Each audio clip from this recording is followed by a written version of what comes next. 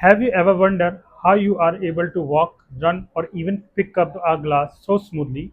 Behind every movement, there is a powerful system in your brain called motor system. Hello everyone, this is Dr. Sumit Soria and I am specialized doctor of paralysis, and today we are going to understand motor control information processing in a simple yet clinical way.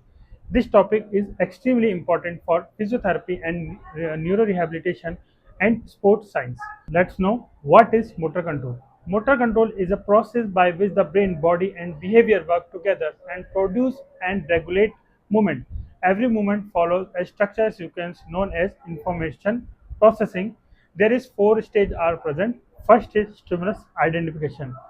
The first step is identify the stimulus. Our body continuously receives information from somatosensor system, example, touch and joint position. Second, visual system like eyes, vestibular system like balance. The brain selects the most relevant information and give it meaning based on a past experience like memory, attention, motivation, emotional state. Important concept of this theory: clear and strong stimulus will faster processing as compared to complex or weak stimulus. Example, when the traffic light turns green, you immediately start walking.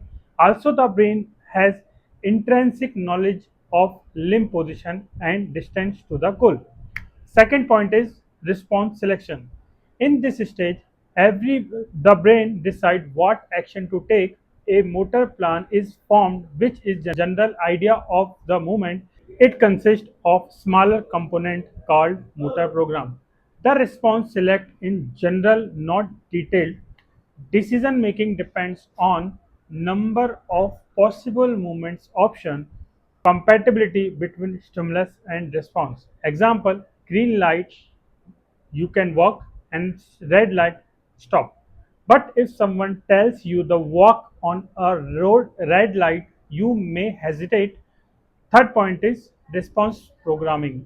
In this stage, the brain prepares the movement for execution. A motor program is created, which acts as a blueprint for movement. It defined as a force, direction, timing, duration, and extent of movement.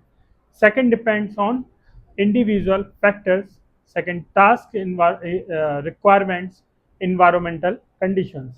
Important points like complex movement, more processing time, and simple movements takes less time. Dual task example: walking while taking on bouncing a ball increase complexity. Fourth point is response execution. This is final stage where the movement actually occurs. Muscle are inactive and the body perform the movements. Two important control mechanism. First, feed forward control, preparation before movement, anticipatory adjustment. Example, adjusting posture before lifting an object. Feedback control, correction during or after movement based on sensory input. Example, correction balance while walking. Important concept in this theory: the process is not purely linear. The brain works in serial wise processing and parallel processing. Serial wise processing like step by step, and parallel processing multiple pathway stimulus. Okay, complex movement often involve brain area involved.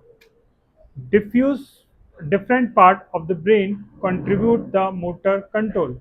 Association cortex decides whether movement is required. Premotor area plan the movement, and primary motor cortex send final commands to muscle. And a subcortical structure like subcortical area play a crucial role.